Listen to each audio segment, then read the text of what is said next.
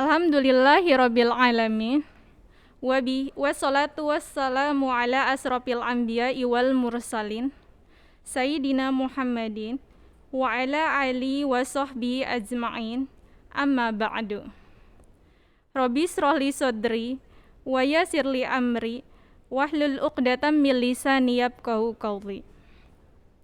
Puji syukur marilah kita panjatkan kehadirat Allah Subhanahu wa taala yang telah melimpahkan rahmat, taufik, hidayah, serta inayahnya kepada kita semua, sehingga kita dapat berkumpul pada kajian hari ini dalam keadaan sehat walafiat dan tanpa suatu halangan apapun.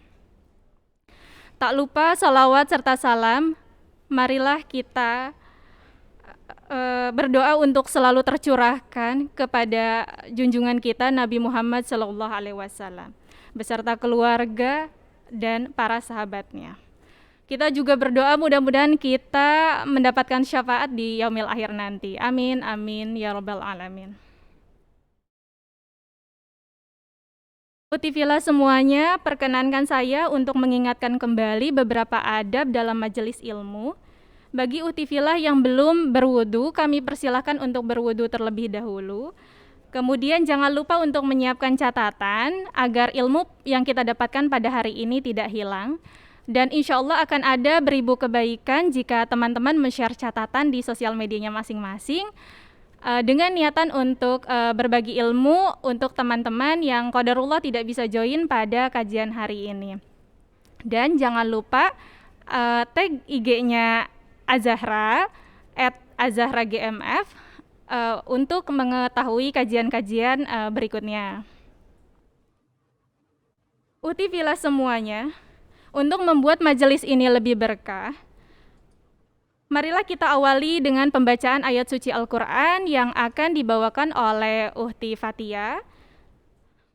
Kepada Uhti Fatia, dipersilakan.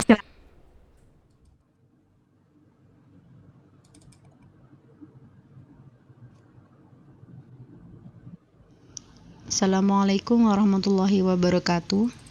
Teman-teman, mari kita bersama-sama membaca surat An-Nahl ayat ke-89. A'udzu billahi minasy syaithanir rajim.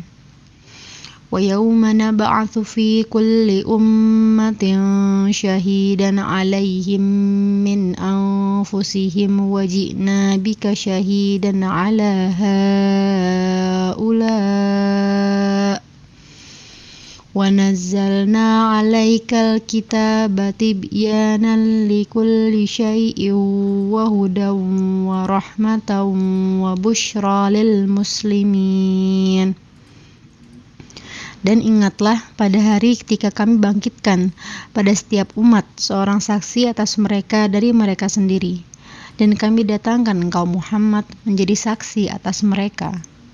Dan kami turunkan kitab Al-Quran kepadamu untuk menjelaskan segala sesuatu sebagai petunjuk serta rahmat dan kabar gembira bagi orang yang berserah diri atau muslim. Shadaqallahul azim. Barakallahu fiik kepada Uti Fatia yang telah membacakan ayat suci Al-Quran. Semoga Allah senantiasa melimpahkan beribu kebaikan untuk Uti Fatia dan untuk kita semua yang telah mendengarkan dengan baik kalam ilahi tersebut. Utifillah semuanya, sebelumnya tadi sudah menonton tayangan adik Najah ya, Hafiz Cilik yang memiliki keterbatasan fisik, di mana dia divonis memiliki kelumpuhan otak, namun memiliki kesungguhan dan cinta yang luar biasa kepada Al-Quran. Di sini saya hendak mengajak teman-teman untuk merenungi berapa banyak cinta yang sudah kita berikan untuk Al-Quran, kemudian berapa banyak ayat yang kita baca setiap hari, berapa tambahan hafalan kita setiap hari. Ternyata masih banyak PR untuk kita memperbaiki hubungan kita dengan Al-Quran, terutama terkait dengan peningkatan cinta kita kepada Al-Quran. Baiklah Utilifillah semuanya, Tetap semangat insya Allah sampai akhir kajian. Kita mulai kajian inti kita. Kita sapa dulu Kak Nabila. Apakah Kak Nabila sudah join di Zoom? Iya, sudah. Assalamualaikum Kak Nabila. Waalaikumsalam warahmatullahi wabarakatuh. Apa kabar Kak? Alhamdulillah sehat. Baik. Alhamdulillah. Barakallah fi Kak Nabila sudah berkenan mengisi materi di kajian Az-Zahra pada hari ini. Semoga Allah memberikan pahala yang berlimpah untuk Kak Nabila. Amin. Untuk semua yang sudah hadir juga, yang sudah berkontribusi untuk mengadakan acara ini, mudah-mudahan juga pahalanya juga buat mereka semua juga, insya Allah. Amin, amin, insya Allah. Kak Nabila, sebelum Kak Nabila memberikan materi, izinkan saya untuk membacakan CV Kak Nabila terlebih dahulu. Oke, baik, silakan. Panitia, boleh di-share?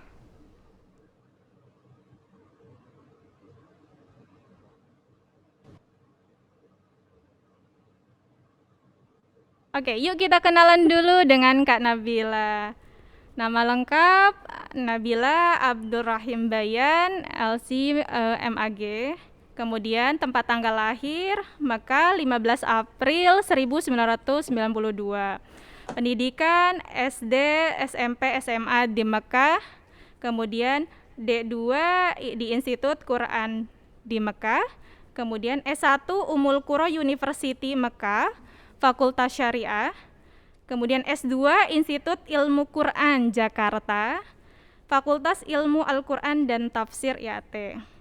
Pekerjaan ibu rumah tangga dan guru ngaji, Masya Allah. Kemudian pengalaman mengajarnya, guru ngaji di salah satu rumah tahfidz di Mekah selama 4 tahun. Kemudian guru ngaji di Masjidil Haram Mekah selama 2 tahun ketika libur musim panas. Juri Hafiz Indonesia RCTI 2017 sampai dengan tahun 2020. Kemudian juri tilawah di program Semesta Bertasbih SCTP 2017. Tempat tinggalnya adalah di Cilegon. Kemudian akun Instagramnya @nabila_abdurrahim.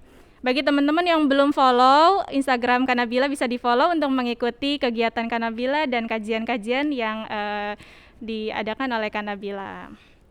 Selanjutnya, tafadhol Kak Nabila untuk dapat menyampaikan materi terkait bagaimana cara kita bisa lebih mencintai Al-Quran tanpa kenal waktu. Oke. Baik, bismillahirrahmanirrahim. Alhamdulillah rabbil alamin wassalatu wassalamu ala mabu'uts rahmatil alamin sayyidina Muhammad sallallahu alaihi wasallam. Allahumma 'allimna ma yanfa'una wanfa'na bima 'allamtana wa zidna hudan wa tuqan wa rif'atan wa hikmatan ya arhamar rahimin. Allahumma hdina wahdi bina wa yassiril huda lana waj'alna hadina mahdiyina ila yaumil qiyamati ya rabbil alamin. Sebelum kita bagaimana kita mencintai Al-Quran, Al-Quran itu apa dulu? Ya. Al-Quran itu apa? Kenapa sih kita harus mencintai Al-Quran? Kenapa kita harus mencintai Al-Quran tanpa waktu? Kenapa tanpa waktu gitu ya? Jadi sebelum kita menjawab tema yang luar biasa ini, yang menurut saya luar biasa, ya kita akan ada beberapa pertanyaan sebelumnya yang kita akan bahas bersama-sama. Yang pertama, Al-Quran itu apa? Al-Quran itu adalah kalamullah, yang dimana kalamullah ini al-munazzal ala rasulihi, yang diturunkan kepada Nabi Muhammad sallallahu alaihi wasallam, ya, al-muta'abbad bi tilawatihi, yang dimana ketika kita membacanya itu adalah sebuah ibadah, ya. Jadi membaca Al-Quran adalah sebuah ibadah. Maftatahun bi suratil Fatihah, ya, yang diawali dengan surat Al-Fatihah, yang diakhiri dengan surat An-Nas, dan ayat-ayatnya ayat-ayat Al-Quran ini Masya Allah luar biasa. Sejarahnya adalah ketika ketika Allah Subhanahu Wa Taala sudah mengutuskan Nabi Muhammad SAW untuk menjadi nabi, Quran itu turunnya 2 kali. Turun yang pertama adalah dari Al-Lauhil Mahfuz ke langitnya bumi, sama'id dunia. Ya, mungkin yang sangat terkenal yaitu di Inna anzalnahu fi lailatul qadr, ya kan? Nah, ini adalah anzalnahu di sini bahwa Al-Qur'an turun di malam Lailatul Qadar ini yaitu dari langit, dari Lauhul Mahfuz ke langit bumi, ya, sama'id dunia. Setelah itu Al-Quran dari langit bumi ini turun kepada Nabi Muhammad sallallahu alaihi wasallam, ya, dan munajjaman. Apa artinya munajjaman? Artinya munajjaman ini artinya turunnya pelan-pelan, ya. Dan kenapa ayat Al-Quran ini turun pelan-pelan? Karena ini menjadi juga pertanyaan orang musyrik saat itu. Mereka bertanya, wahai Muhammad, engkau mengaku bahwa engkau adalah nabi, kenapa diturun Al-Quran kepada engkau sedikit-sedikit, dicicil-cicil gitu istilahnya ya. Kenapa enggak turun sekali, udah kita baca semua apa isinya gitu. Kita kupas bareng-bareng, kenapa harus sedikit-sedikit gitu. Nah, ini menjadi Allah Subhanahu wa taala pun menjawab hal ini dalam Al-Qur'an, kadzalika linutsabbita bihi fuadak, bahwa kenapa? Karena kami ingin menguatkan hatimu. Coba kalau misalnya nih kita membaca buku yang istilahnya motivasi kita, memotivasi. Nah, lebih enak baca sekali duduk atau baca pelan-pelan? Mungkin ada orang, enggak, aku sekali duduk. Tapi kalau kita baca sekali duduk, itu nanti seminggu, 2 minggu udah lupa. Atau semangatnya udah pudar. Tapi kalau misalnya kita nyicil, malam ini 2 halaman, malam besok 2 halaman, besok lagi 2 halaman. Itu akan, kita selalu akan semangat kita untuk membaca atau semangat untuk atau kita termotivasi dari buku tersebut, kita akan selalu ada karena kita membacanya secara nyicil. Dan begitu pula Al-Qur'an, walillahil mathalul a'la. Allah menurunkan Al-Qur'an kepada Nabi Muhammad sallallahu alaihi wasallam dengan melalui Jibril alaihi salam dengan cara bertahap ini ada hikmahnya. Karena apa? Allah Subhanahu wa taala ingin menguatkan hati Nabi Muhammad sallallahu alaihi wasallam. Di mana kita tahu semua sejarah perjalanan dakwahnya Nabi Muhammad tidak begitu mudah. Ketika Rasulullah merasa lelah, merasa begitu beratnya bebannya Rasulullah ketika mendakwahi kaum yang di mana mereka adalah kaumnya sendiri, adalah kabilahnya sendiri, dan mereka mengejeknya yang dia adalah bagian dari mereka. Dan tapi tetap Rasulullah SAW adalah kokoh dalam berdakwahnya, sikap berdakwahnya kepada mereka. Nah ini dan ayat-ayat Al-Quran menjadi penguat hati Nabi Muhammad dan bahkan menjadi penghibur dirinya Nabi Muhammad SAW dengan adanya cerita-cerita. Ya, lihat tuh wahai Muhammad, ada Nabi Yusuf, ada Nabi Musa alaihissalam, ada Nabi Isa alaihissalam, ada banyak saudaramu seperti anbiya yang mereka mengalami sama seperti engkau wahai Muhammad. Jadi ini menjadi juga selain menguatkan hati Nabi Muhammad SAW, menjadi hiburan juga bagi Nabi Muhammad SAW. Dan kita harus tahu kenapa Al-Quran itu atau kenapa kita harus mencintai Al-Quran. Kenapa kita harus mencintai Al-Quran? Karena Al-Quran di situ adalah petunjuk hidup kita. Ya, petunjuk hidup kita. Jadi Allah Subhanahu wa taala berfirman dalam Al-Quran, "Inna hadzal Qur'ana yahdi lillati hi aqwam." Bahwa sesungguhnya Al-Quran ini adalah petunjuk, sebaik-baiknya petunjuk, aqwam, ya. Jadi kita bisa nih, kalau misalnya kita mau dapat beasiswa, kita apa yang kita lakukan? Kita cari, kita searching, kita tanya-tanya sama yang sudah lulus dari sana atau yang mungkin yang sudah dapat beasiswa sebelum kita. Itu cara manual ya, cara yang biasa-biasa aja. Belum tentu cara itu adalah cara yang terbaik. Tapi cara yang terbaik adalah ketika kita melibatkan Al-Quran dengan hal itu. Misalnya, sebelum kita bertanya-tanya, sebelum kita berdiskusi, kita Al-Quran dulu. Nah, kita baca Al-Quran dulu, kita awal Al-Quran dulu dengan niat mudah-mudahan Allah memudahkan, mudah-mudahan Allah membuka pintu keberkahan ya buat hal ini. Subhanallah setelah baca Al-Quran, dia di tempat yang dia pengen dapat beasiswa. Masya Allah, luar biasa. Ya, jadi dengan jalur Al-Quran. Dan bahkan bisa jadi yang dia mau kampus yang biasa-biasa aja, bahkan Allah ketika dia jalannya menjadi jalan Al-Quran, mungkin dia kuliah di tempat yang mungkin belum selama ini dia nggak kepikiran. Seperti itu. Ya, jadi memang Al-Quran Masya Allah menjadi solusi dalam kehidupan kita. Jadi dan segala perintah Allah dalam Al-Quran itu dan semua larangan Allah yang ada dalam Al-Quran itu adalah sebenarnya arahan bagaimana kita menjalani kehidupan kita di dunia ini.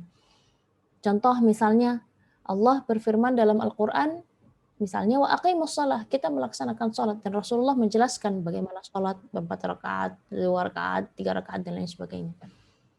Kenapa sih kita sholat? Kan ada dalam Al-Qur'an. Dan memang ada ibadah-ibadah yang dimana di situ kita sebagai manusia, keterbatasan pikiran kita tidak nyampe memahami itu. Tapi kalau kita, masya Allah sekarang karena dengan canggihnya teknologi, mereka bilang, oh bahkan ada gerakan-gerakan yang dianjurkan bagi misalnya untuk yang sakit punggung misalnya atau yang sakit apa gitu.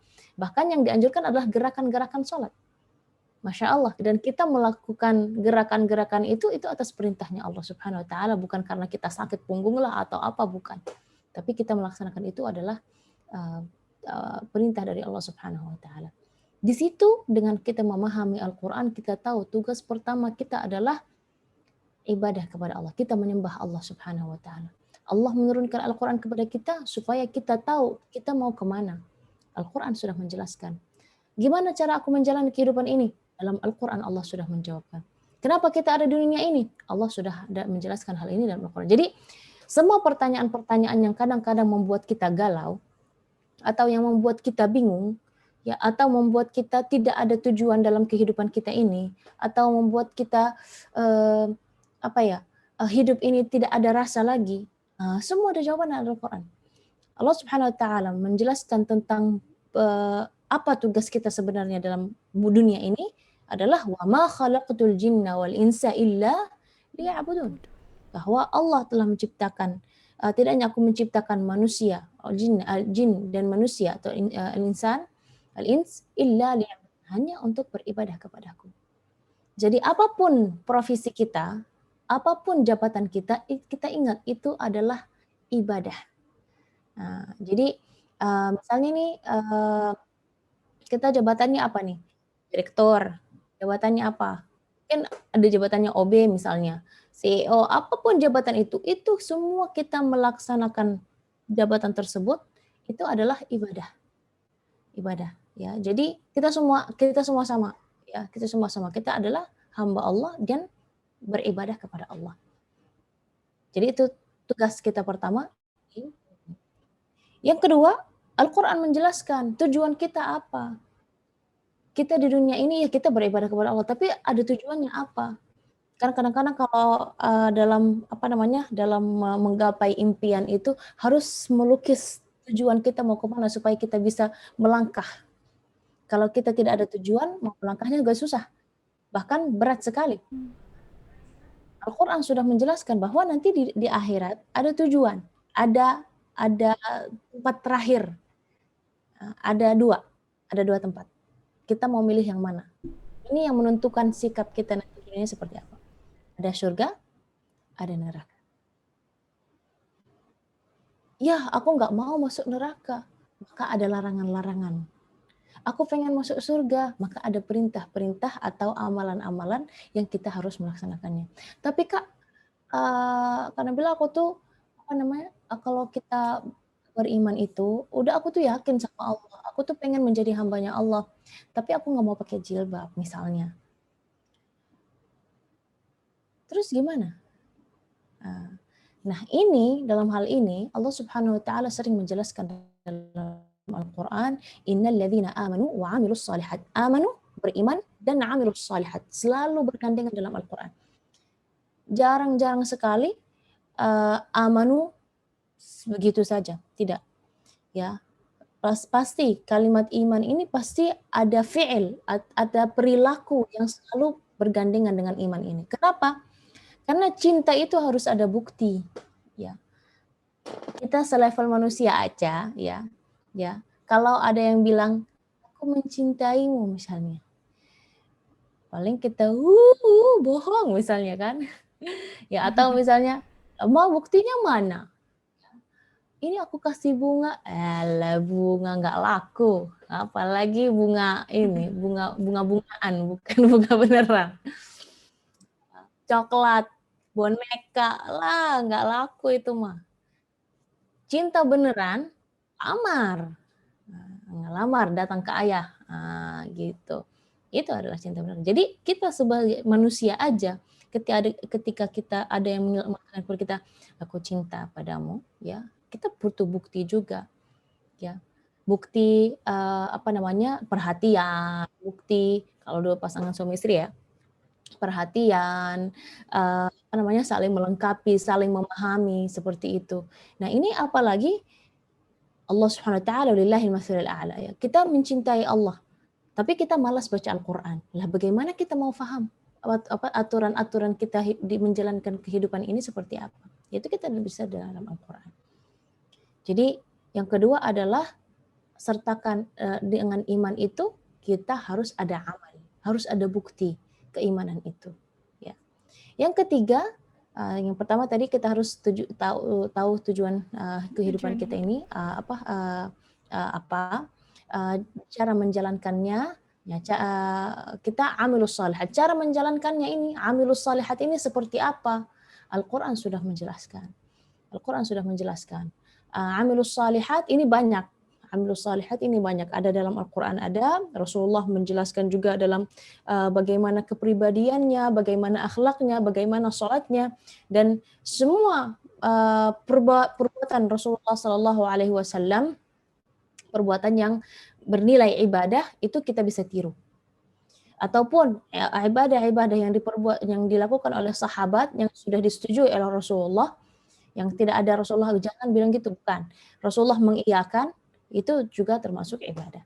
Jadi banyak hal ya, jangan itu Rasulullah mengatakan, bukan. Jadi banyak hal. Jadi ada apa itu sunnah?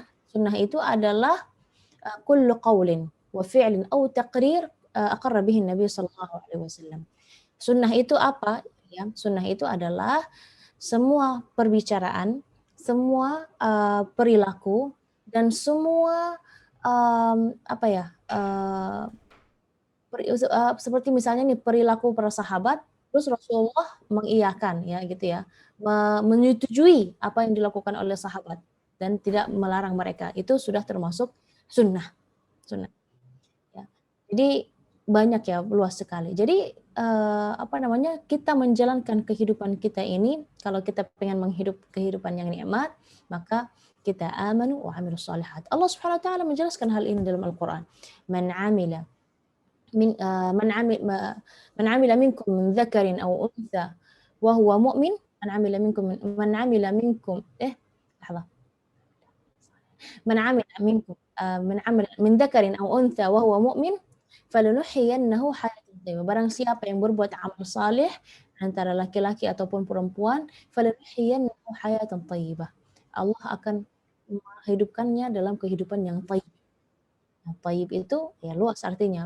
Thayyib itu bisa thayyib rizkinya, thayyib waktunya, thayyib hatinya, thayyib dia hubungannya sama keluarganya, luas.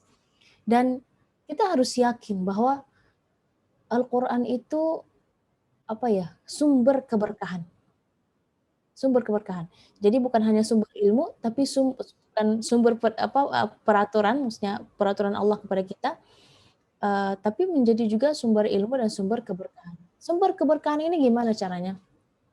Ketika kita mengawali hari kita dengan Al-Quran dan hari tanpa kita Al-Quran. Apa rasanya? Beda, jauh beda sekali. Dan jangankan itu, insya Allah ini kita udah mendekati bulan Ramadan, ya, kita akan merasa, wah ini rasa semangat untuk mengaji itu ada.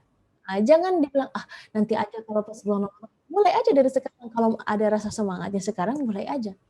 Nah nanti ketika Ramadan, wah ini Masya Allah, yang biasanya kita darusan 1 kali khatam di bulan Ramadan, mungkin mudah-mudahan tahun ini khatamannya bisa 2 kali, 3 kali, Masya Allah, luar biasa.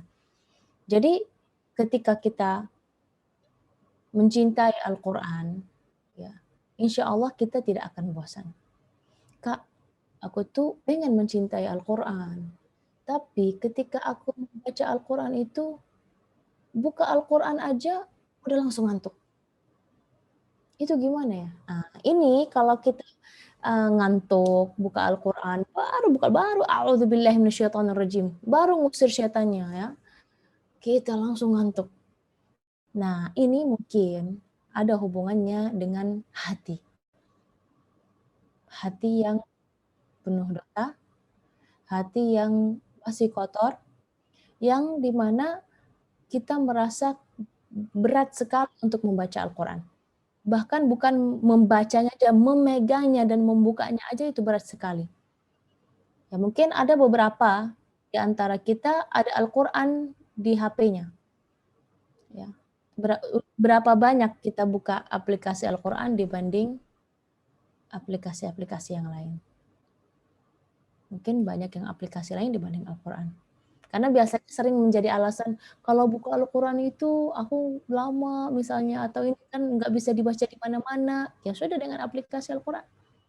Tapi memang lebih bagus membaca Al-Quran dari mushaf langsung, karena efeknya beda. Ya. Kalau pakai Quran yang di aplikasi, udah ada notification dari aplikasi yang lain, kita udah wah, ada masuk nih, ada surat yang masuk, ada siapa yang ngirim, kita udah banyak, pikiran kita udah kemana-mana. Jadi ketika kita pengen mencintai Al-Quran, coba cek dulu hati kita. Apakah mungkin ada dosa-dosa yang membuat hambatan antara kita dengan Al-Quran. Dan Utsman bin Affan radhiyallahu anhu mengatakan, "Lau tahurat qulubukum ma syabi'at min kalami rabbikum." Seandainya hati kalian bersih, maka kalian tidak akan kekenyangan dari kalam Tuhan kalian. Nah, ini Utsman, ya, Sayyidina Utsman radhiyallahu anhu mungkin sudah tidak asing lagi, ya, khalifah yang ketiga, yang dimana beliau sangat terkenal dengan keakraban Al-Qur'annya. Bahkan beliau istri beliau Kulthum menceritakan bahwa Utsman ini kalau khatam itu 3 hari sekali. Berarti 1 hari membaca 10 juz. Masya Allah. Masya Allah. Pantas ketika beliau wafat, beliau lagi membaca Al-Quran dan memeluk Al-Quran. Jadi Masya Allah luar biasa ya. Kalau kita cerita bagaimana orang sahabat radhiyallahu alaihim mencintai Al-Quran, luar biasa. Dan mereka mencintai Al-Quran itu bukan hanya wah ini karena ini perintah Allah jadi kita harus menghafal, kita harus mencintai. Bukan. Mereka mencintai dari hati mereka. Mereka mau mencintai Al-Quran karena indah bahasanya Al-Quran. Bahasa Arab itu Masya Allah indah sekali ya. Ya. Selain ada perintah Allah untuk kita, bagaimana kita menjalankan hidup kita dan lain sebagainya, indah bahasanya itu juga menjadi sesuatu yang menarik. Di mana kaum Quraisy pun ketika salah satu pimpinan kaum Quraisy, ya, mereka ingin mendakwahi, batalkan dakwah Nabi Muhammad. Ada satu di antara mereka melihat ada Nabi Muhammad lagi sholat di dekat Ka'bah. Ya. Dia tunggu Rasul selesai, mereka kan sudah berdiskusi, kita bilang apa kepada Muhammad supaya dia berhenti. Oh nanti gampang, nanti saya ngobrol sama Muhammad. Dia pergi ke Nabi Muhammad. Saat itu dia membaca, Rasulullah SAW membaca, Rasulullah pasti sholat. Katanya aku nunggu dulu, tapi aku mau dekat dulu gitu. Rasulullah membaca ayat-ayat yang di awal surat Fussilat. Ketika dia membaca ayat-ayat yang di surat Fussilat ini, Rasulullah sampai ke awal ayat yang di surat Fussilat ini bicara tentang keagungan Allah, bicara tentang ciptaan Allah. Juga di halaman kedua Rasulullah berbicara tentang salah satu kaum, yaitu kaum Thamud. Ya, kaum Thamud. Ad. Kaum Ad ada kaum Thamud. Afwan. فأما عاد فإن أعرضوا فقل أنذرتكم صاعقة مثل صاعقة عاد وثمود. Di mana di ayat ini Allah Subhanahu wa taala menjelaskan tentang hari kiamat nanti seperti apa. Ya. Faqadahunna sab'a samawat, menciptakan langit dan bumi seperti apa. Nah, terus ada ayat 13 ini fa in a'radu, ya, jika mereka berpaling darimu, khususnya wahai Muhammad, faqul anzartukum, katakanlah kepada mereka bahwa aku sudah memberi peringatan bagi mereka. Sa'iqatan, apa? Mama Ansar bilang masnya. Iya nanti. Faqul anzartukum sa'iqatan mithla sa'iqati 'adin wa thamud. Aku telah memberi kepada mereka peringatan seperti sa'iqati 'adin wa thamud. Saking indahnya Al-Qur'an dan saking kuatnya kosakata Al-Qur'an ini, langsung Al-Walid bin Mughirah gini, nutup ininya, takut ada petir yang turun. Takut ada suara kencang yang turun dari langit. Itu saking indahnya Al-Qur'an. Setelah Rasulullah selesai sholat dekat Ka'bah, Rasulullah memanggil dia. Sini ya Abul Walid. Mau apa kamu dari aku? Dia mengatakan, kami pengen engkau berhenti dari dakwah ini. Kamu mau apa wahai Muhammad? Kamu mau harta? Kami akan mengumpulkan semua harta pimpinan kami akan berikannya kepadamu Muhammad. Kamu mau apa? Kamu pengen kedudukan yang tinggi? Ya sudah, kami akan melepaskan semua kedudukan kami dan kami akan mengangkatmu sebagai pemimpin kabilah Quraisy. Kamu mau apa? Pengen menikah dengan perempuan cantik? Kami akan milih aja yang mana yang engkau sukai wahai Muhammad. Rasulullah mengatakan, aku tidak akan pernah meninggalkan dakwahku kepada dakwah ini. Lalu ini kembali kepada Al-Walid ini kembali kepada kaumnya. Wah, ini teman-teman juga bilang, wah, dhahaba biwajhi alladhi ba'ada bighairi alwajhi alladhi dhahaba bi. Ini mukanya ada beda dari pergi tadi. Nah, maksudnya efek dari mendengar Al-Qur'an itu subhanallah sudah luar biasa. Terus katanya, terus kita akan bilang apa ucapan-ucapan Muhammad itu kita bilang apa kalau ada orang datang haji? Karena waktu itu udah dekat musim haji. Dia bilang, innahu latalawah, ya, kalimat-kalimatnya itu katanya enak. Wa innahu halawah, manis gitu. Ya. Terus dan ini ketika siapapun yang mendengarkannya, mereka pasti bilang itu bukan kata-kata manusia. Dan itu bukan kata-kata manusia biasa. Ya, jadi lalu kita akan mengatakan kepada Muhammad? Udah, kalau gitu kalian kita sepakat aja. Ini adalah ya omongan orang dukun gitu. Tapi Al-Walid ini menjawab, saya tahu ahli dukun. Bahasanya bukan bahasa dukun. Terus gimana? Bahasa jin misalnya, atau syair-syair dari jin. Syair-syair dari jin, kata Al-Walid. Aku paham syair-syair ini bukan. Ini bahasanya lebih tinggi lagi, lebih indah lagi, Masya Allah. Jadi ketika kita menikmati ya keindahan Al-Quran, ya orang kafir aja, orang musyrik Quraisy yang istilahnya mereka sangat memahami bahasa, itu Masya Allah, ya mereka sudah yakin itu bukan pembicaraan Nabi Muhammad SAW, dan mereka yakin dalam hati mereka bahwa itu adalah dari Allah. Tapi mereka sombong, maka mereka tidak beriman kepada Allah. Cara kita mencintai Al-Quran sebenarnya banyak ya caranya. Dengan cara yang pertama adalah kita dawam membaca Al-Quran. Membaca Al-Quran. Itu kita akan insya Allah, ya saya yakin insya Allah biidznillah kita akan mencintai Al-Quran. Kak, gimana tipsnya atau triknya? Paksain dulu untuk tahap pertama, paksain dulu.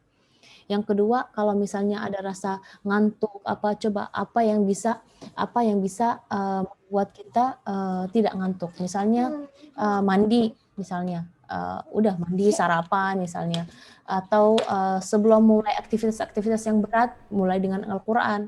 Jadi jangan membuat Al-Quran itu aktivitas yang diselip-selip gitu ya. Kita jadikan membaca Al-Quran adalah aktivitas yang utama. Ya. Terus selain itu, selain membaca Al-Quran, kita punya wirid harian, ya. Selain itu kita kita juga harus ada wirid juga, atau maksudnya satu hari itu kita membaca artinya juga. Membaca arti ini saya yakin ketika kita sholat pun kita akan membuat kita lebih memahami Al-Quran. Jadi ketika kita membaca Al-Quran dengan memahami arti terjemahan, itu minimal terjemahan sebelum kita membaca tafsir dan sebagainya, ya kita membaca terjemahannya. Saya rasa itu akan sangat mengena sekali dalam hati kita, apalagi yang kita baca terjemahannya itu adalah misalnya ayat-ayat yang sering kita baca dalam sholat. Apa itu qul huwallahu ahad? Apa artinya tabat yada abi lahab wa tab? Atau yang biasanya membaca inna a'tainakal kautsar, apa itu artinya inna a'tainakal kautsar? Nah, terus inna a'tainakal kautsar misalnya artinya nikmat yang banyak atau nikmat yang besar. Nikmat yang besar itu apa sih? Nah, nanti dari situ pertanyaan-pertanyaan seperti itu akan membuat kita mencari. Dan insya Allah saya yakin jawaban-jawaban pertanyaan itu banyak ya, mungkin ada di buku-buku tafsir ataupun ditanya kepada ahli ya, insya Allah makin kita tahu tentang Al-Quran makin nikmat sekali, masya Allah luar biasa ya. Jadi membaca Al-Quran, membaca terjemahannya, menjadikan Al-Quran sebagai aktivitas utama kita. Terus yang keempat adalah kita usahakan ada teman. Ya, ketika kita misalnya dalam kajian Al-Quran itu kita usahakan ada teman. Ya, jadi kita saling mensupport karena kita kalau sendiri itu kadang-kadang malas, kadang-kadang tidak semangat gitu. Jadi kalau kita bersama-sama, insya Allah saya yakin, ayo nih masa nggak ikut kajian hari ini, kemarin udah nggak ikut, hari ini udah nggak ikut juga. Jadi seperti itu nanti insya Allah kita makin semangat. Terus apalagi saya rasa saya cukupkan terlebih dahulu ya, mungkin ada kita akan memperkayakan materi kita dengan pertanyaan-pertanyaan dari teman-teman. Baik, Masya Allah, Barakallah fi Kanabila. Kalau misal boleh disimpulkan sedikit, tadi Kanabila sudah menjelaskan bahwa hikmah turunnya Al-Quran secara bertahap adalah untuk menguatkan hati Rasulullah di tengah perjuangan untuk menyebarkan agama Islam. Al-Quran adalah sebaik-baiknya petunjuk. Banyak hikmah yang kita dapatkan jika kita menjadikan Al-Quran sebagai petunjuk. Kemudian Al-Quran, kalau misal kita memahami Al-Quran,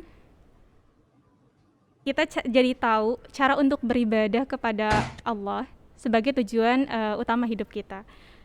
Kemudian cara mencintai Al-Quran tadi ya Kak Nabila, ada paksakan gitu. Paksakan untuk membaca Al-Quran, hilangkan rasa malas, rasa jenuh, rasa bosan untuk membaca Al-Quran. Kita harus paksakan untuk membaca Al-Quran. Kemudian kita juga harus ada wirid harian, kemudian ada baca terjemahan biar kita tahu makna dalam setiap ayat Al-Quran. Kemudian ada teman untuk saling support. Baik, kita langsung masuk ke sesi tanya jawab. Silakan bagi teman-teman yang mau bertanya, diharapkan untuk mengetik di kolom chat yang tersedia di aplikasi Zoom. Oke, beberapa ternyata sudah masuk, alhamdulillah pertanyaan nih Kak Nabila. Ya. Pertanyaan pertama, Kak Nabila, selama kakak belajar Al-Quran, secara khusus selama ini apa pernah merasa bosan atau jenuh Kak Nabila? Apa yang kakak lakukan kalau misal ada kejenuhan dan kebosanan untuk belajar Al-Quran, menghafal Al-Quran dan mengamalkannya? Silakan Kak Nabila. Ya, baik. Dalam menghafal Quran, kalau jenuh itu apa ya? Kalau jenuh itu pasti ada. Maksudnya jenuh itu bukan jenuh karena kita tidak mau atau karena kita benci dengan Al-Quran. Mungkin karena bosan gitu misalnya. Tiap hari rutin kayak gitu tidak ada perubahan. Nah, mungkin kita cari suasana yang baru. Misalnya yang biasanya kita menghafal di pojok kanan misalnya kan di rumah atau sekarang kan di rumah semua. Misalnya biasanya di pojok misalnya. Ya coba mungkin di ruang tamu atau mungkin coba di taman atau mungkin di teras. Jadi ini kadang-kadang perlu kita merubah suasana tempat kita menghafal supaya kita lebih refresh. Nah, terus yang kedua mungkin bisa jadi juga cara kita menghafal itu juga membuat kita bosan. Seperti apa? Misalnya kenapa saya bilang gitu? Karena saya Iya. Jadi karena kadang-kadang cara kita menghafal itu bikin kita bosan. Misalnya ngulang, terus ngulang itu tidak berhasil. Nah, kita jadi bosan, "Ah, ini kapan ya aku ngafal?" Coba misalnya sebelum kita menghafal, misalnya baca ceritanya yang berkaitan dengan ayat ini atau memahami dulu, apa artinya ayat ini. Kita cari kalimat penghubung antara ayat pertama sama ayat kedua. Jadi kita kreatif dalam, proses menghafal Quran agar apa? Agar kita sendiri tidak bosan, ya seperti itu. Terus yang ketiga adalah mungkin kalau misalnya ada teman dalam proses menghafal ini atau surahnya yang sama, ya coba setoran bareng-bareng, coba apa yang mungkin yang pertanyaan apa namanya poin yang bisa menjadi apa ya titik kebersamaan misalnya dalam ayat ini, oh ini saya nemu nih ayat ini, misalnya kalau bacanya misalnya alam naj'alil arda mihada misalnya itu di surah An-Naba, kalau alam naj'alil arda kifata itu di surat Al-Mursalat, ini nih ada hubungannya nih. Apalagi misalnya kalau ayat-ayatnya ayat-ayat yang ada kemiripan, ya seperti itu. Baik, saya bacakan pertanyaan selanjutnya, Kak Nabila. Ya. Bagaimana cara mengajarkan anak membaca Al-Quran dan memahami Al-Quran dengan kesadarannya sendiri, terutama di era digitalisasi saat ini nih, Kak Nabila? Ya ada yang anak mau belajar sendiri, belajar umum, belajar sendiri ada. Dia sadar aku mau belajar gitu, enggak, mungkin ada tapi jarang banget ya. Nah dalam hal sekolah aja dia mungkin males, apalagi kita suruh Al-Quran ya kan, apalagi baca Al-Quran bukan bahasa Indonesia lagi kan, harus belajar bahasa Arab, harus sambung bahasa Arab. Waduh mama ini jadi suruh aku baca-baca mulu. Udah mulai di stres anaknya juga. Jadi apa namanya untuk menumbuhkan kesadaran ini memang sebagai orang tua harus sabar. Saya dulu juga gitu, apa namanya waktu kecil juga. Kenapa sih mama suruh tiap hari pergi ke rumah tahfiz, tiap hari ke rumah tahfiz. Sedangkan teman-teman yang lain mungkin sama orang tuanya kalau dia capek dari sekolah boleh absen, boleh istirahat, boleh tidur. Sedangkan kita tiap hari ke rumah tahfiz. Tapi kalau udah gede kayak gini nih kita makin ya Allah alhamdulillah banget gitu. Alhamdulillah kita bersyukur sekali. Jadi mungkin di sini untuk orang tua tetap semangat untuk mengajak anak-anaknya dalam hal-hal kebaikan. Coba misalnya kalau orang tua saya memang tegas banget ya. Jadi kalau A, kalau B nggak bisa, sudah tidak bisa. Kalau harus pergi ke rumah tahfiz ya sudah kami nggak bisa. Kalau udah mulai nego-nego, siap-siap dimarahin.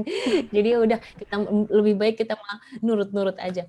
Jadi mungkin anak di zaman sekarang kita perlu kreatif. Kalau saya sendiri dengan anak-anak mungkin ada kan sekarang ada animasi Quran. Misalnya anak saya suka Tayo, anak saya yang laki-laki suka mobil, suka Tayo. Kita cari murotal Al-Quran yang ada kartunya Tayo gitu. Tapi nggak boleh lama-lama juga kan kalau untuk anak-anak. Anak-anak di bawah 5 tahun ke bawah kan nggak boleh lama-lama. Tidak boleh 1 jam lebih kalau nggak salah.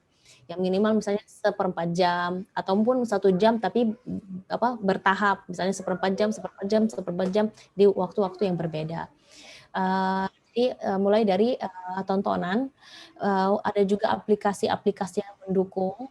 Jadi kita menunjukkan boleh main HP, kan kadang-kadang mereka kan main HP itu udah mulai itu yang nggak jelas, apalagi kalau keluar iklan-iklan yang nggak jelas atau iklan-iklannya mainan. Nah kita tunjukkan nih ada aplikasi Quran nih, nah gitu. Nanti kita dukungkan dengan misalnya aplikasi yang ada belajar baca huruf hijaiyah atau video-video belajar huruf hijaiyah seperti itu. Jadi anak itu makin wah kapan nih aku mau nonton, aku mau main seperti itu. Jadi dan saya rasa sekarang udah banyak ya Masya Allah aplikasi-aplikasi yang mendukung YouTube yang mendukung juga mulai dari menghafal Quran dan juga membaca huruf-huruf hijaiyah atau melatih membaca huruf-huruf hijaiyah.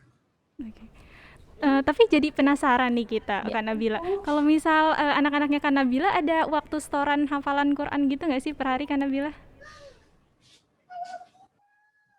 Kalau untuk sekarang karena lagi sibuk syuting ya, jadi untuk sementara saya daftarkan ke IPAUD, jadi mereka ada setoran sama ustadzahnya. 1 hari 1 ayat setoran sama ustadzah. Oke. Ini pertanyaan berikutnya Kak Nabila. Assalamualaikum Kak Nabila dan tim Az-Zahra, terima kasih sebelumnya. Kak Nabila mohon tips dan triknya. Saya muslimah yang alhamdulillah sudah bekerja. Biasanya saya pergi kerja jam 7 pagi dan pulang jam 3 siang. Tips murojaah yang paling efektif dari Kak Nabila seperti apa? Untuk saya Ya, yang mayoritas waktu apa itu ya, kalau dihabiskan sudah di bekerja, kantor.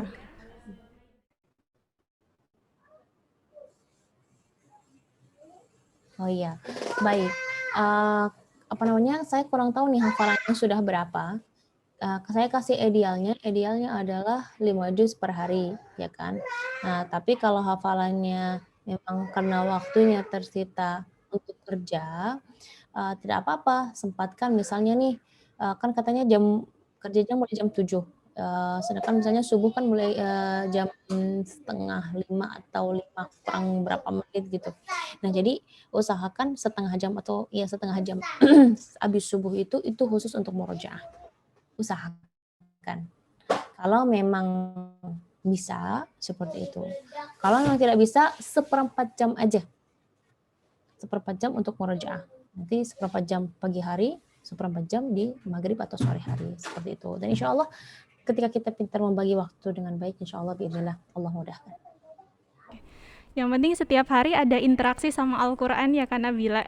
Walaupun mungkin Ya, satu benar. ayat Dan atau kita 2 selalu ayat minta insya Allah pertolongan banyak dari Allah kebaikan ya. agar Allah ya dan yang perlu juga adalah kita selalu minta pertolongan dari Allah. Karena Al-Quran kan adalah kalamullah, maka kita minta pertolongan dari Allah agar membuka hati kita supaya kita tidak berat membuka Al-Quran, memudahkan lidah kita untuk membaca huruf per hurufnya. Kadang-kadang juga ini kok ayat-ayat nggak masuk ke akal ya. Kita berdoa kepada Allah agar Allah membuka hati, membuka akal kita dan memudahkan lidah kita untuk membaca dan memahami Al-Quran. Pertanyaan selanjutnya, ini dari ibu rumah tangga sepertinya Kak Nabila. Assalamualaikum. Bagaimana untuk pembagian waktu dalam sehari untuk menghafal Al-Quran? Terlebih bila sudah memiliki anak, karena terasa waktu berkurang untuk menghafal. Jazakillah khair, Ustazah. Ya, oh iya, menghafal atau murajaah baik ketika sudah menjadi ibu rumah tangga ya utamakan orang utamakan anak ya.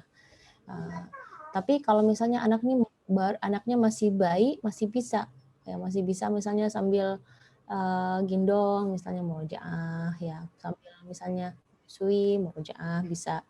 Nah, mungkin untuk ziyadah atau menambah itu menjadi berat, tapi maka menjadi tantangan juga untuk diri sendiri gitu. Tapi saya rasa tidak ada yang mustahil ya kalau kita insya Allah bismillah tekad kita kuat, terus Allah mudahkan, suami mengizinkan, ya insya Allah Allah mudahkan. Nah mungkin tinggal kembali lagi bagaimana cara mengatur waktunya. Misalnya udah tahu nih anaknya mungkin 2 jam sekali mau mau menyusui misalnya. Nah, itu kita harus mengatur. Atau apalagi misalnya anak-anaknya sudah misalnya mulai merangkak atau perlu awasan yang ekstra. Nah, kita cari di mana yang waktu mereka istirahat kita di situ kita bisa mulai menghafal atau beraktivitas. Masya Allah. Yang penting ada keniatan dalam hati ya Kak Nabila ya. Ya, ada niat terus ada actionnya gitu ya. Jangan aku niat, aku pengen. Kalau aku niat, aku pengen nggak ada bukti gitu kan seperti saya sampaikan tadi. Innalladzina amanu wa 'amilus shalihat. Kita pengen tapi kita harus ada actionnya gitu. Iya.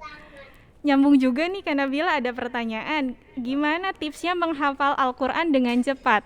Terutama untuk kita yang usianya ya sudah tidak sudah tidak muda lagi lah katakanlah gitu ya. Iya, baik. Saya mau ngasih tips juga, bukan tips kaidah gitu, kaidah di mana apapun yang dihafal cepat itu cepat juga lupa, ya. Jadi kita jangan penting banyaknya, ya. Yang penting mutkinnya, kuatnya. Dan Allah Subhanahu Wa Taala Insya Allah akan menilai bukan dari 30 juznya, proses kita menghafalnya, ya. Aku tuh pengen menghafal 30 juz, pas sudah masuk juz baru mulai 1 juz, sepertinya 1 juz aja cukup. Ya, karena kenapa? Karena hafal hari ini, besok aku lupa, ayat hari ini, minggu depan aku lupa. Jadi, prosesnya itu yang memang, agak, apa namanya, agak lama, dan ini mungkin, saya sharing pengalaman mama saya sendiri, ibu saya. Jadi mama saya mulai menghafal ketika kami sudah gede-gede ya, saya udah menikah gitu kan, terus adik saya udah, SMA gitu, jadi udah bisa ngurusin sendiri, jadi mulai ikut menghafal. Ketika mulai menghafal, awalnya beliau, "Aku tuh pengen menghafal Al-Qur'an," gitu kan. "Ya udah, ayo semangat," gitu kan, ke rumah tahfidz, kami daftarkan ke rumah tahfidz, beliau sudah aktif, eee semangat juz 30, masih juz 30 masih semangat. Masuk juz 29, udah mulai tuh, pelan-pelan, apa namanya, biasanya satu hari itu bisa setor 2 halaman, masuk juz 29 udah makin lambat gitu, ngerem. Gimana? Ya sepertinya harus mungkin dulu katanya seperti itu. Jadi, Hmm. memang prosesnya, tidak mudah, tapi kalau insya Allah biidznillah kita ada tekad, ada niat, kita selalu berdoa, insya Allah saya yakin Allah mudahkan. Bahkan yang mungkin, seperti yang disampaikan tadi oleh Kakak tadi, naja aja yang Allah apa namanya, yang dokter bilang, eee, Divonis apa namanya, kelumpuhan otak ya, gagal Kak? otak ya, divonis, gagal lumpuh otak, aja insya Allah Allah memudahkan untuk dia menghafal Quran. Ya, bagaimana dengan kita? Jadi kita harus ada ikhtiar bagaimana cara kita menghafal, ikhtiar mencari guru untuk membimbing kita. Eee eee jadi dan kita berdoa selalu agar Allah memudahkan, insya Allah saya yakin Allah akan memudahkan. Baik, Kak Nabila, saya pribadi ini penasaran sedikit nih, Kak. Kak Nabila kan hafal Hmm, 30 juz ya. Setiap hari hmm. itu, murojaahnya seperti apa, Kak? Untuk, apa namanya, memastikan, hafalannya tetap terjaga gitu? Iya, saya alhamdulillah setiap hari, habis subuh saya ada murojaah sama teman, karena, ketika saya pulang ke Indonesia kan, saya sama teman-teman yang di Mekah udah bukan udah nggak lagi berteman, maksudnya karena perbedaan waktu biasanya, jadi saya, eee, udah jarang lagi komunikasi, bukan komunikasi ya, kalau untuk ngaji bareng itu udah kurang beraktivitas bareng, soalnya perbedaan waktu. Jadi, saya cari teman-teman di Indonesia, siapa yang bisa untuk, setoran bareng, jadi alhamdulillah habis subuh, kami setoran bersama-sama. Mulai dari juz 1 ada yang mulai dari juz 30 juga. Jadi pas anak-anak tidur kan habis subuh alhamdulillah sekitar, setengah jaman lah murojaah bareng. Baik, Ustazah Nabila, terima kasih banyak. Satu lagi mungkin Kak Nabila ya. Eh, Boleh. Assalamualaikum warahmatullahi wabarakatuh, Kak Nabila. Terkadang saya kurang memahami makna dari bacaan Al-Quran yang dibaca. Bagaimana untuk memahaminya dan saya bisa Mmm. mengamalkannya? Untuk memahaminya itu kan seperti saya sampaikan tadi, bisa jadi,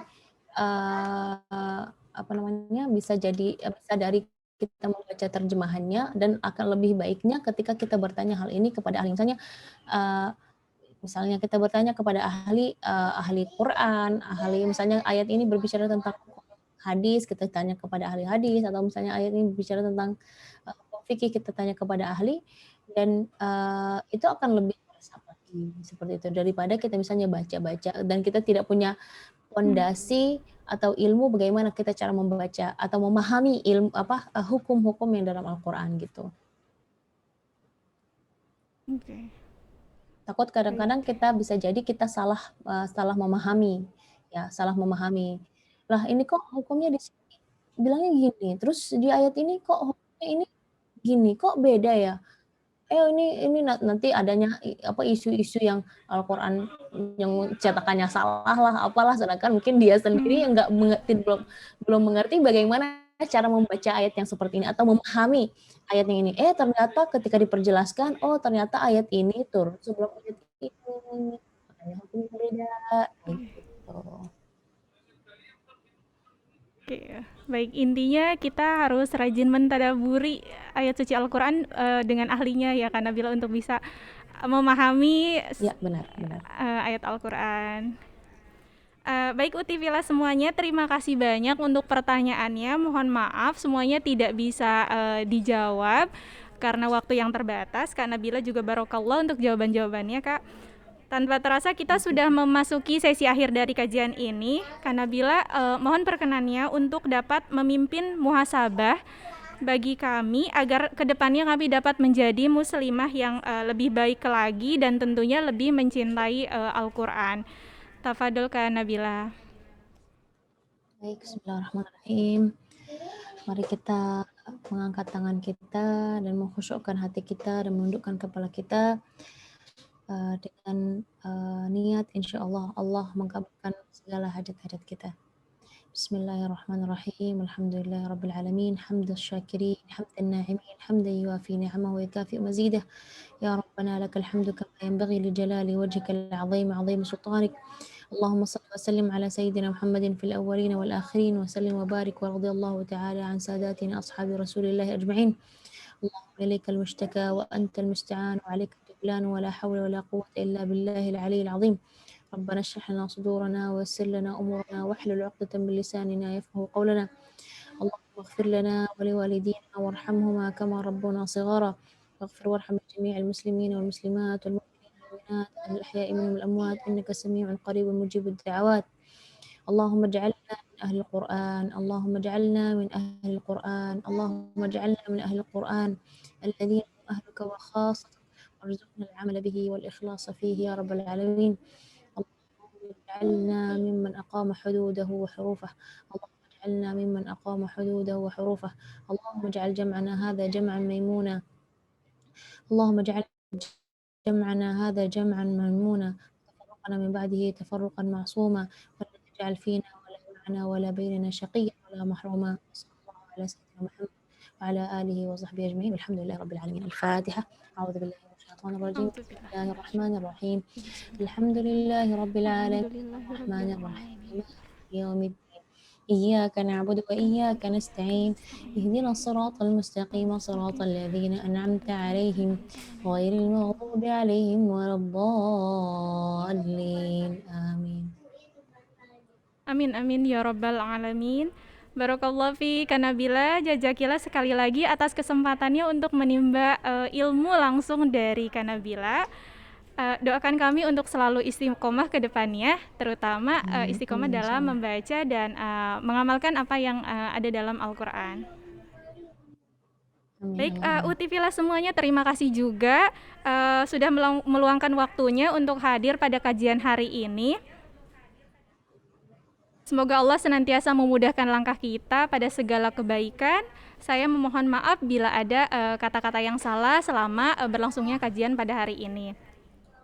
Saya izin untuk menutup majelis ilmu hari ini. Jangan lupa teman-teman semua untuk men-share catatannya di sosial medianya masing-masing. Kemudian bisa tag IG-nya Azahra GMF @azahra_gmf atau IG-nya Kanabila @nabila_Abdurrahim. Kita ucapkan alhamdulillah dan istighfar 3 kali. Alhamdulillahirabbil alamin. Astagfirullahalazim, astagfirullahalazim, astagfirullahalazim, serta doa kafaratul majlis. Subhanakallahumma wa bihamdika asyhadu an la ilaha illa anta astagfiruka wa atubu ilaik. Sampai berjumpa kembali di kajian Azahra berikutnya. Assalamualaikum warahmatullahi wabarakatuh. Ada informasi tambahan, saya lupa, mohon maaf, afwan.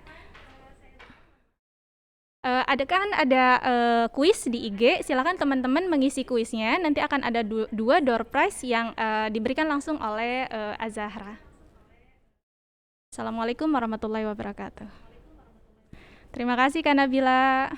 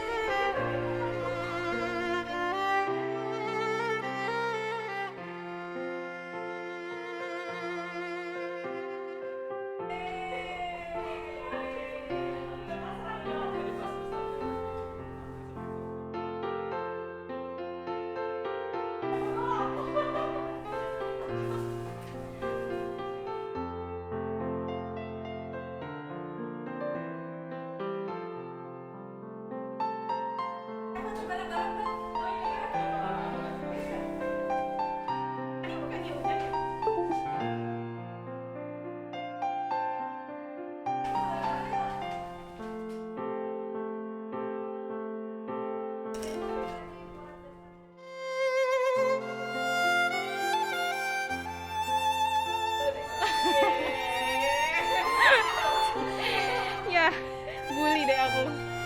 Ngadepan ini, itu apa kamera?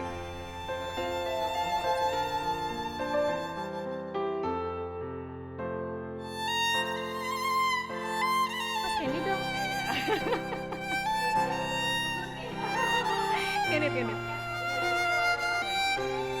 Oh iya. Oh iya. Oh iya.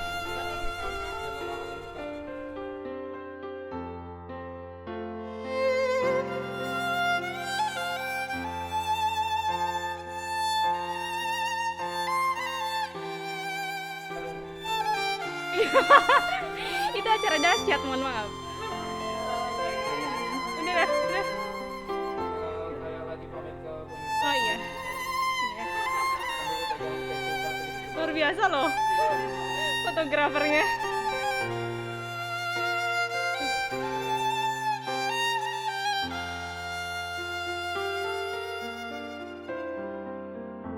Udah. Yuk, yuk.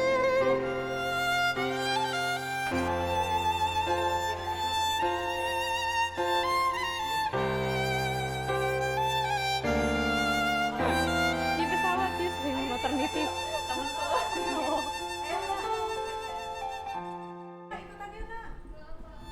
Ayo sini Nur. Aku juga bukan aja sini. Mas mau ikut foto Mas? Sebagai ustazah.